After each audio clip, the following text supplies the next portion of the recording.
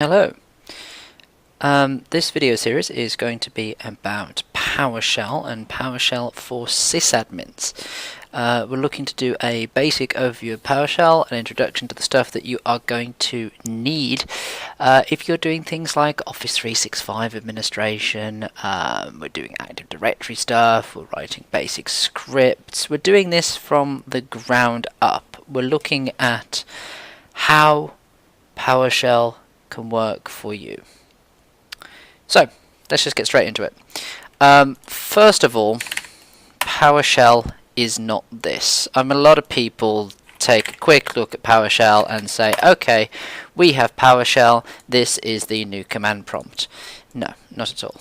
Command prompt is command prompt. This little guy is not going away. PowerShell is something new and different, even though what you might see inside PowerShell, let's just make that font a little bit bigger so we can see it. Oops, let's expand that, there we go, bring that back down again. What the hell's happened there? Right, okay, so let's just make that a little bit bigger. Even though we can type things like dir here and dir here, it's not actually the same thing. In fact, in PowerShell, when you're typing things like dir, you're not actually typing dir at all. What you actually have is an alias. Dir is not dir. Dir is actually a command or command alert called getChildItem. What I'm actually running here, by the way, is just a Windows 10 development environment. It's just a virtual machine. It runs Windows 10. There's nothing particularly special about this. What we are going to be looking at later on is actually interacting with servers, and we're going to go and look at Windows Server 2019 and how to actually interact with that via PowerShell. We'll do some remoting and remote installations and things like that. Anyway, getting right back to this. So this is actually an alias. GetChildItem is alias to dir, so every time you run dir, you run getChildItem. Whereas over here in command prompt, dir was actually a separate program. So first of all, PowerShell is not command prompt whatsoever. So what is PowerShell? Well, let's go and have a look on Wikipedia and see what Wikipedia actually says to us. PowerShell is a task automation and configuration management framework from Microsoft consisting of command line shell associated scripting language.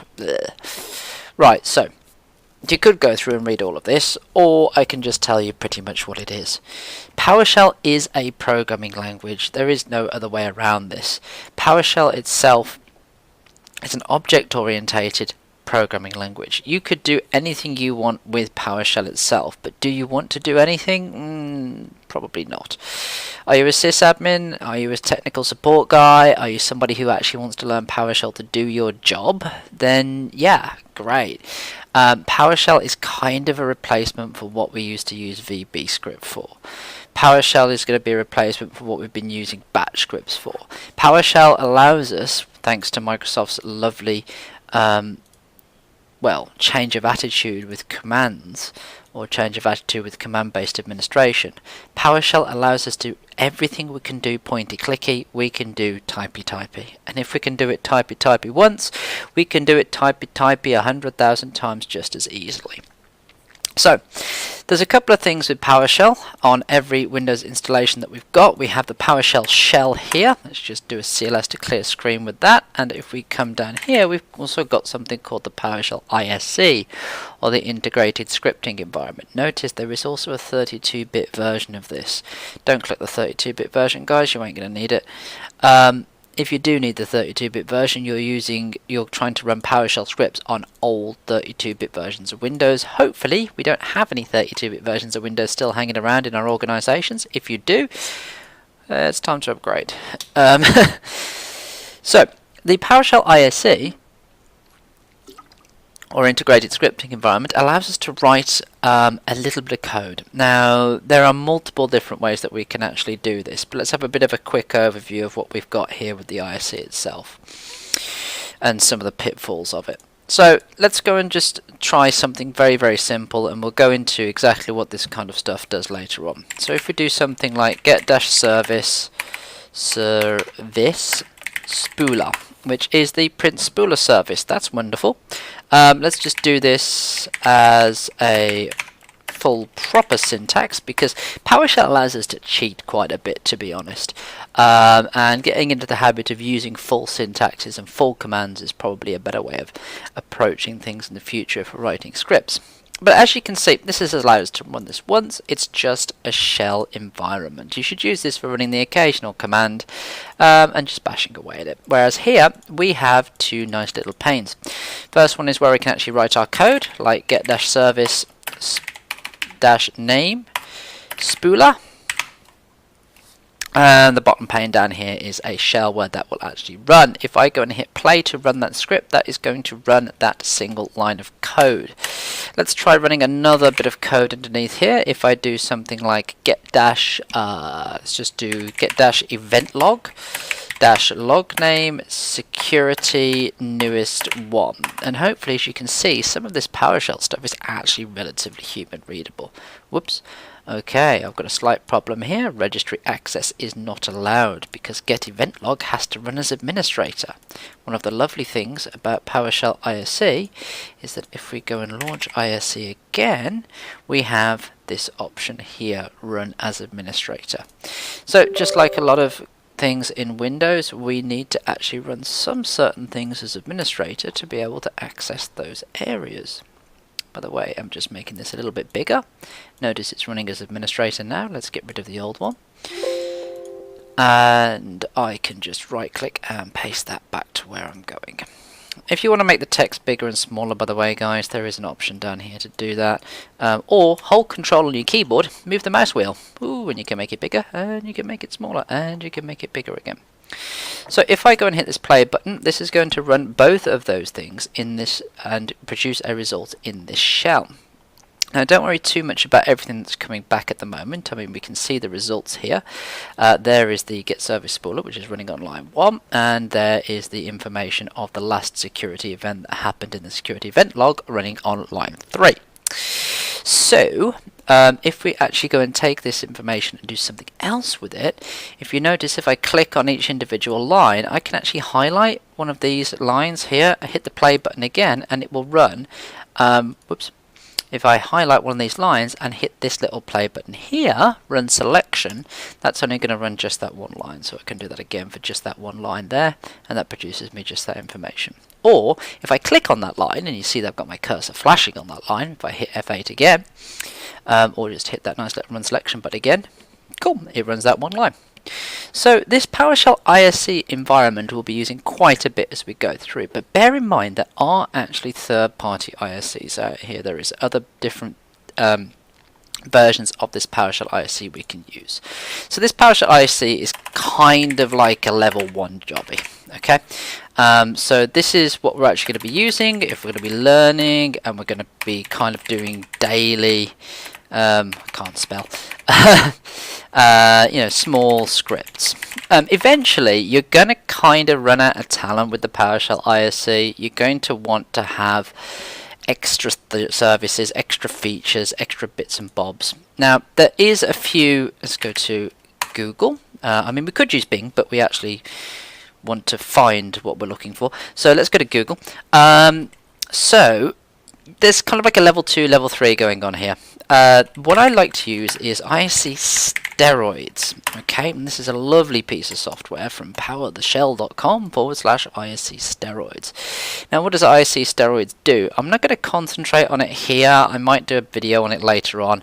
But ISE steroids actually adds in a whole bunch of extra features onto PowerShell ISE. It is worth a download. It's kind of like a level 2 going on here. Okay, so level 2, when we're getting a bit more advanced and we're writing some longer scripts, we want some ISE steroids going on down here. And we're talking, how much are we talking here on the purchase license? Let's have a look. I can't remember how much this costs.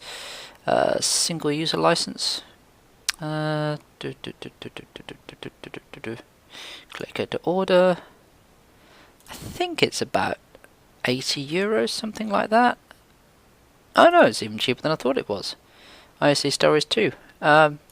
It's only £31.88. That's an absolute bargain, to be honest. Convert that to whatever currency you want. So if you want to go level 3 and you want to try, writing PowerShell scripts that get really advanced and not just to do stuff that you want to do, but maybe you want to kind of make things reusable.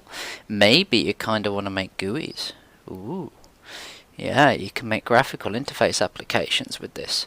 Well, there's a few different ways of actually accomplishing that. Again, we'll look at GUIs in a later video.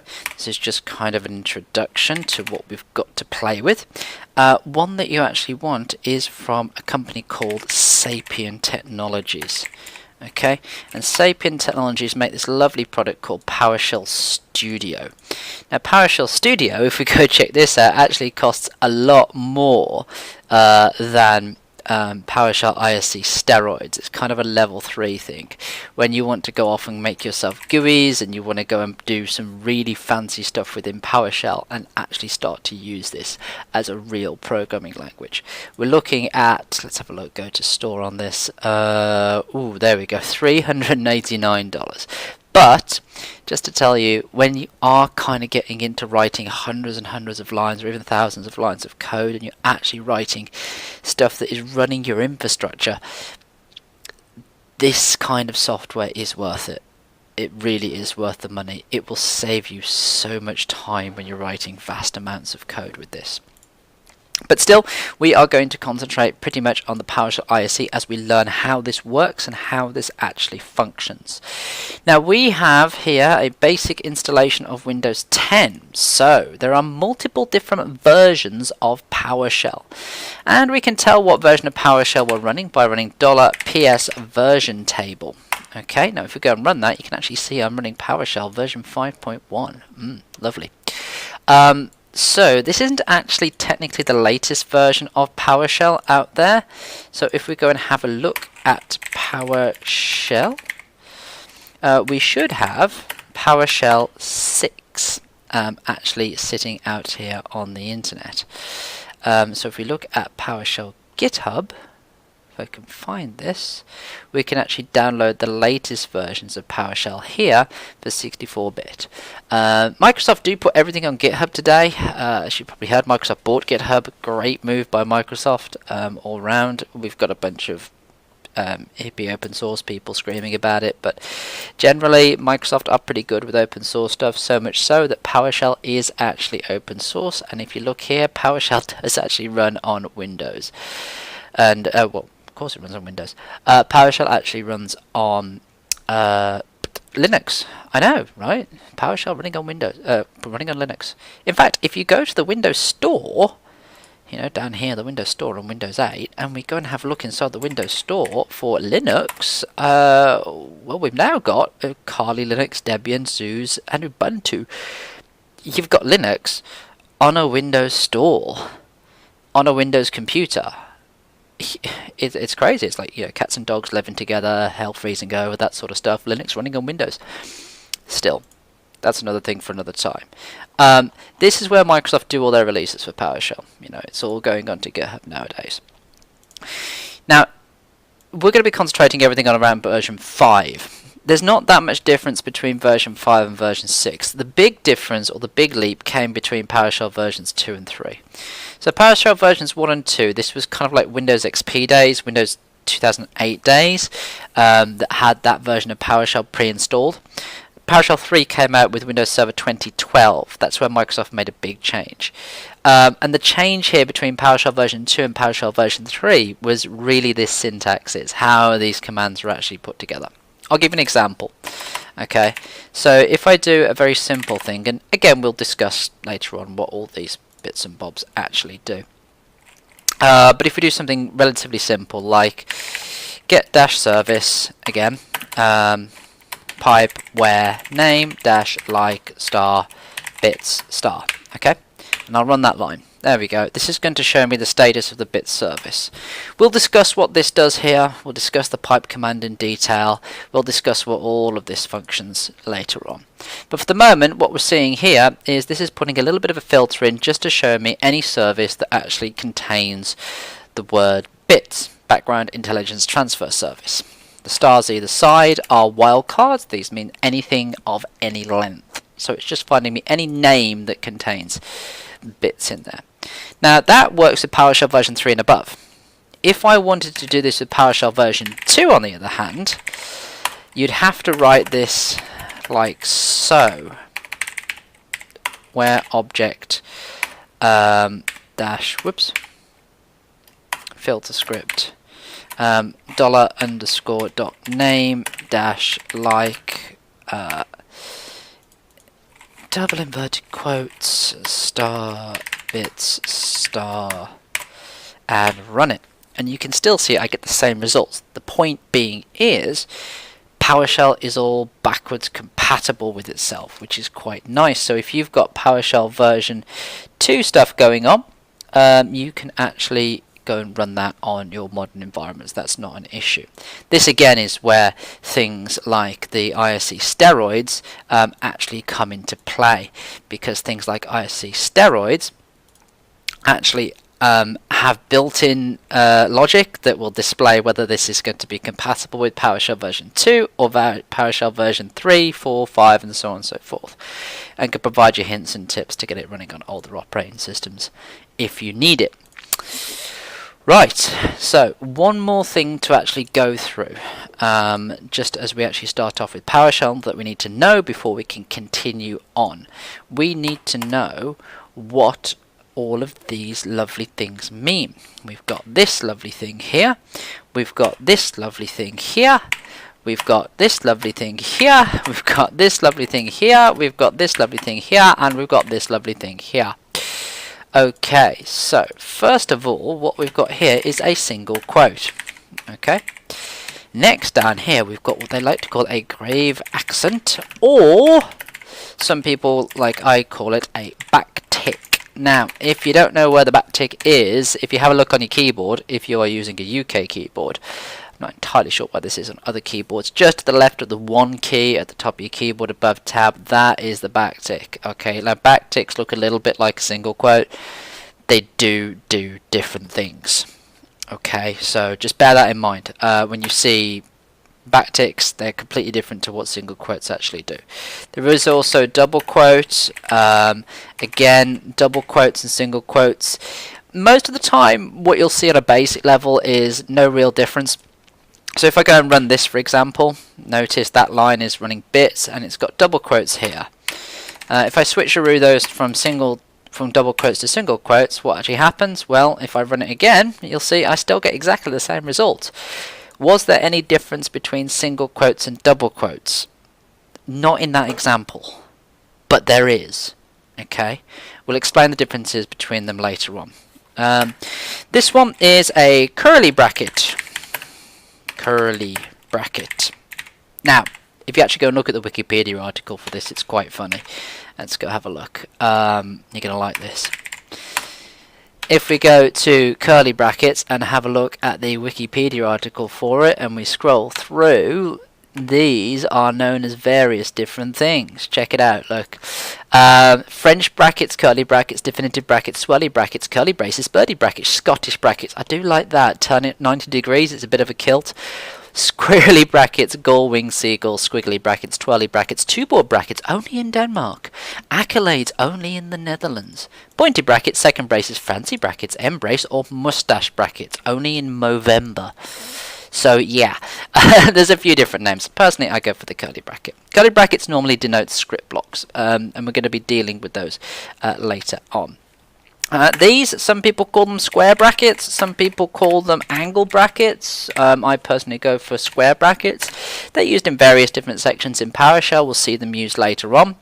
And the final one is, we can just call this a normal bracket, or if you're being fancy, parentheticals. I'm not entirely sure that's how you spell parentheticals. I'm an IT guy, I can't spell.